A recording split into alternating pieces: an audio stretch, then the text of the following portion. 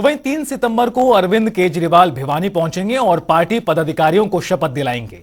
हरियाणा आम आदमी पार्टी की प्रचार कमेटी के चेयरमैन डॉक्टर अशोक तंवर ने प्रेस कॉन्फ्रेंस कर जानकारी दी।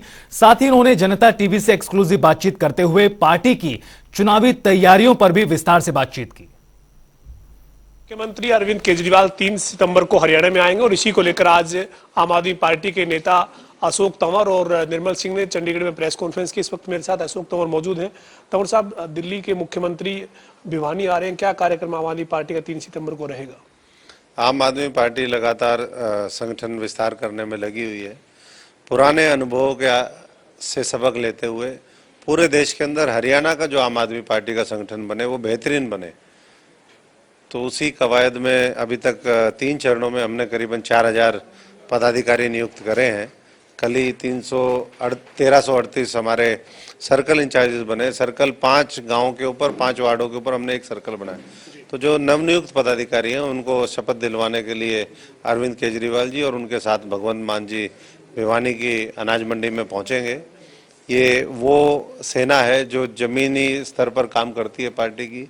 बिना सिफारिश के जो लोग पार्टी को समय देना चाहते हैं उनको पार्टी आगे लेकर के आ रही है। और मैं समझता हूं कि ऐसा संगठन भविष्य में और किसी पार्टी के पास नहीं होगा। जब हम नीचे के लेवल पे जाएंगे, 2.5 लाख पदाधिकारी जब हम गांव के अंदर, वार्डों के अंदर नियुक्त कर देंगे।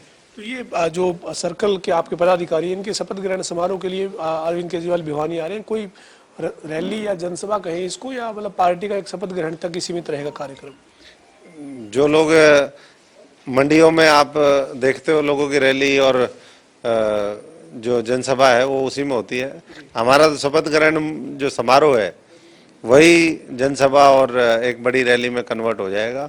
और मैं समझता हूँ कि हमारी पूरी तैयारी है। भविष्य में 10 की 10 सीटों पे हरियाणा के अंदर आम आदमी पार्टी काम करने में लगी हुई है और लोगों का रुझान है। बिजली आंदोलन पूरी तरीके से सफल हुआ।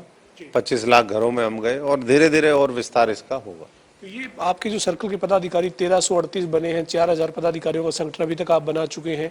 आम आदमी पार्टी में आने वाले दिनों में कोई बड़े नेताओं की ज्वाइनिंग भी हो सकती है? कोई बड़े नेता दूसरे राजनीतिक दलों के आपके संपर्क में है? क्योंकि प्रचार समिति की जिम्मेदारी आपके पास है, तो इस लिहाज से कोई बड़े नेताओं के पार्टी के संपर्क में आने की जानकारी भी होगी? जिसके पास जमीनी सोल्जर होते हैं, फुट सोल्जर जिसको हम कहते हैं, जिसके पास मजबूत सेना होती है, तोपची होते हैं, सब कुछ होते हैं, उसका सेनापति तो बनने के लिए सब आ जाते हैं।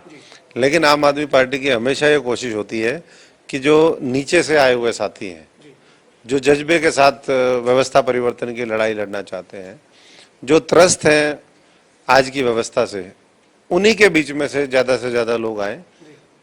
जब समय आएगा, वैसा आवश्यकता होगी और कोई अप्रोच करेगा तो पार्टी उस पर विचार करेगी। तो अभी आपने कहा कि हम 10 की 10 सीटों पर जो है वो तैयारी कर रहे हैं। आज इंडिया जो गठबंधन आपका बना है उसमें आपकी पार्टी भी शामिल है, तो वो चर्चा कर रहे हैं, एकजुट होने की तैयारी कर रहे हैं। 10 सीटों पर अगर आप हरियाणा में अकेले तैयारी कर रहे हैं तो फिर कांग्रेस के साथ या अन्य जो इंडिया गठबंधन बन रहा है उसमें क्या भूमिका रहेगी आम आदमी पार्टी की हरियाणा में? देखिए, तैयारी तो मैं समझता हूँ कि किसी भी पार्टी को वो पूरी इंडिपेंडेंट करनी चाहिए और जिस तरीके के हालात और ज़रूरत हो, फिर महत्वाकांक्षाएं जो व्यक्तिगत हो चाहे पार्टी की हो, उसको त्याग करके, अहम को त्याग करके देश हित में काम करना चाहिए। तो हम अपनी तैयारी में लगे हुए 90 की 90 विधानसभाओं की और 10 की 10 लोकसभा की। बाकी इंडिया अलायंस का हिस्सा है आम आदमी पार्टी और शीर्ष नेतृत्व जो करेगा वो मैं समझता हूँ कि जो भी पार्टी इस गठबंधन में होगी हरियाणा की तरफ से, उनको सबको कबूल करना चाहिए और मजबूती से लड़ाई लड़नी चाहिए। अंतिम सवाल है सर, अभी हरियाणा विधानसभा का सत्र खत्म हुआ है, इसमें सरकार ने अपनी 8-9 साल की जो उपलब्धियां हैं उनको अलग अलग माध्यम से, चाहे वो परिवार पहचान पत्र है, फैमिली आईडी है, उनको जो वो सामने रखा है। विपक्ष जो है वो ये कह रहा है कि सरकार नाकाम है, हर मामले में विफलता के आरोप जो विपक्ष ने सरकार पर लगाए हैं। लेकिन आम आदमी पार्टी जो है वो लोगों के बीच में जा रही है, चाहे बिजली आंदोलन आप कर रहे हैं या अन्य मुद्दों को लेकर आप लोगों के बीच में जा रहे हैं।